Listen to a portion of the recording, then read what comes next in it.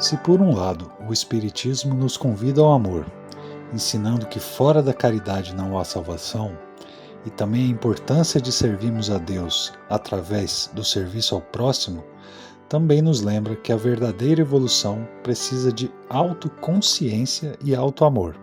E quantos de nós não ficamos agoniados e perdidos, pensando que para cuidar do outro precisamos renunciar a nós mesmos? Ou quantos de nós temos medo de olhar para si, nos amarmos e sermos vistos como egoístas? Jesus nos disse que amar é o esquecimento de si mesmo. Muitos ainda interpretam esse ensinamento confundindo servir com servilismo e abandonam suas próprias emoções e sua própria evolução, acreditando que fazendo somente pelos outros está cumprindo a vontade de Deus. Mas graças a ele, temos o Espiritismo para nos guiar pelos significados dos ensinamentos do seu Filho maior. O problema é que costumamos confundir dois tipos de eu: o eu do ego ferido, carente, orgulhoso, que quer tudo para si, e o eu espiritual, que é filho de Deus, que é chamado a crescer, se cuidar, se amar e se responsabilizar pelo seu próprio crescimento. Quando Jesus fala em linguagem espiritual, ele não está dizendo: esqueça seu eu espiritual, despreze-se, desvalorize-se, não cuide de você. O que ele está dizendo é: esqueça o seu eu egoísta, a ideia de que tudo tem que girar em torno de você, e viva pelo amor. E perceba que não há controvérsias em seu ensinamento, pois ele diz: ame ao próximo como a si mesmo. E nesse caso é explícito que precisamos amarmos a nós mesmos como espíritos imortais, nos afastando cada vez mais do egocentrismo e do orgulho. Podemos olhar para o estudo de hoje como uma balança. É preciso que ela esteja cheia para encontrarmos nossa evolução, mas também é preciso que ela esteja equilibrada. Quando está vazia, ela está equilibrada, mas ainda assim está vazia. É como um espírito em suas primeiras encarnações, simples e ignorante. Então temos dois ingredientes para trabalharmos hoje: o servilismo e a extensão da alma. Vamos defini-los primeiro. O servilismo é a distorção do ato de servir. Jesus nos falou do ato nobre de servir. O Filho do Homem não veio para ser servido, mas para servir e dar a sua vida em resgate por muitos. Ele ensinou também que não se pode servir a dois senhores. Deve-se servir a Deus e não ao dinheiro. O dinheiro aqui se refere ao egoísmo. E se Deus é amor, então servir a Deus é servir com amor e com consciência de o porquê está servindo.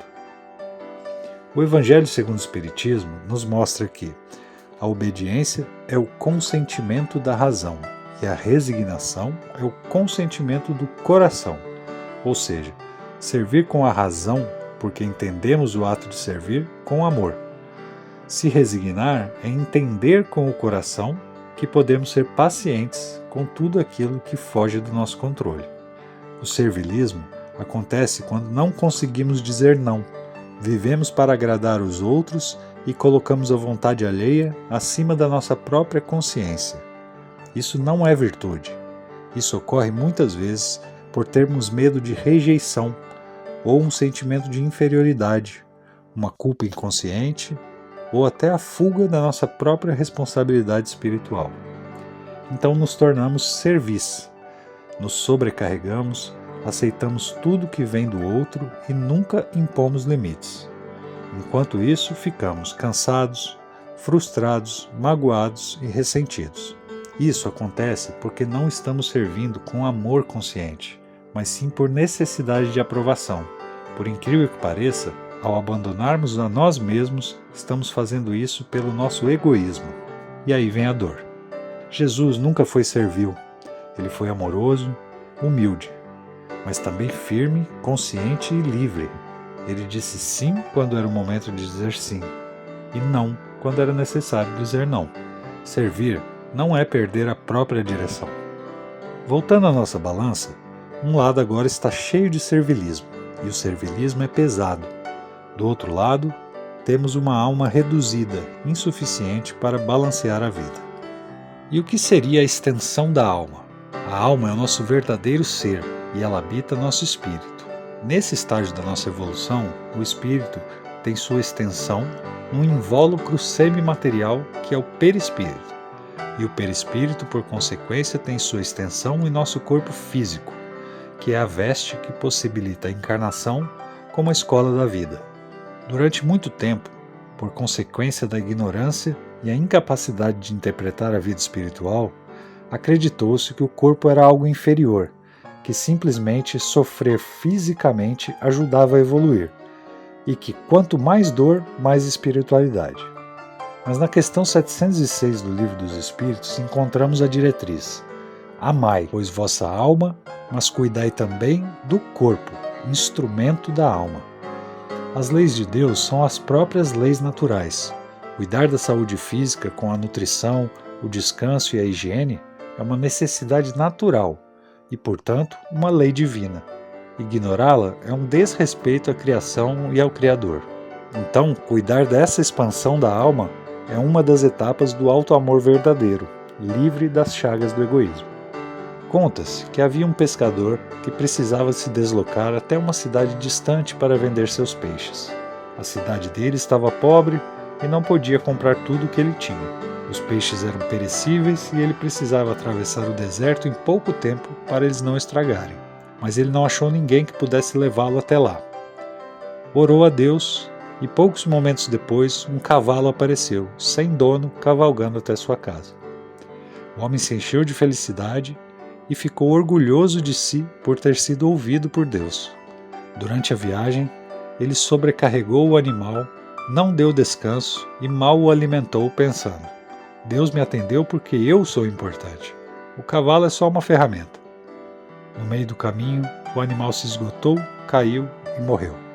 Então o homem, que lamentava, escutou uma voz dos céus: você não chegou ao seu destino porque não cuidou do instrumento que o levaria até lá.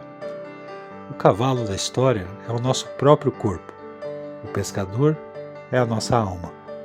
A pessoa que vive em servilismo se sobrecarrega, ignora seus limites e não se escuta. E o que acontece? O corpo começa a falar através do cansaço extremo, da ansiedade, das dores constantes, doenças emocionais e, por fim, o reflexo disso tudo em doenças físicas. O corpo vira um mensageiro da alma. É sempre o espírito que sofre primeiro. Concluímos que, ao cuidar dessa extensão da alma que é o corpo físico, estamos dando alguns passos para o auto-amor. Como dissemos sempre em nossas palestras, os caminhos para o auto-amor também dependem de nossa atenção aos sentimentos. Trabalhemos o autoconhecimento para estarmos conscientes dos problemas e das dores da alma, usando como guia o Evangelho do Nosso Senhor. Ao caminhar pelas trilhas do auto-amor, desenvolvemos a fé, a autoconfiança e o otimismo. Ao expressarmos esses sentimentos para a vida, emitimos energias positivas, que vão nos atrair para soluções, sucessos e felicidade, como podemos ver nesse divertido vídeo a seguir.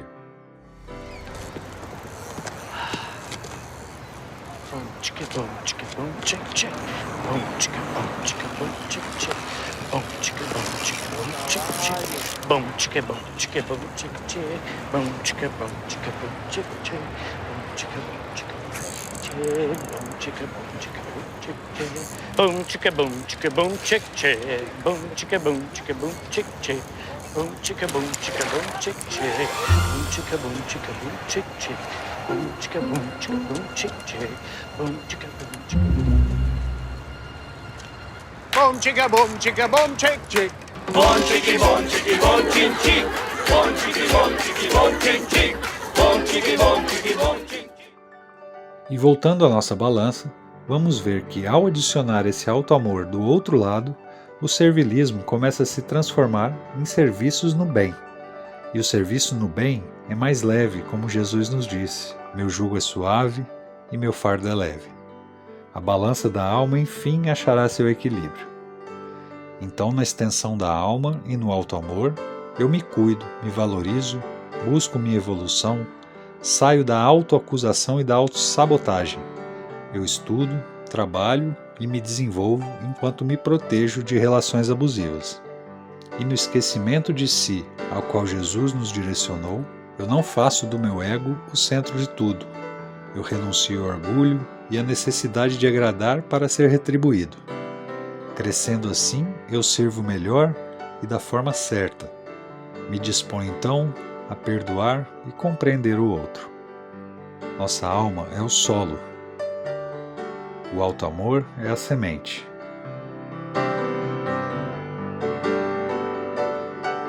Esquecer de si é o fruto maduro do amor puro.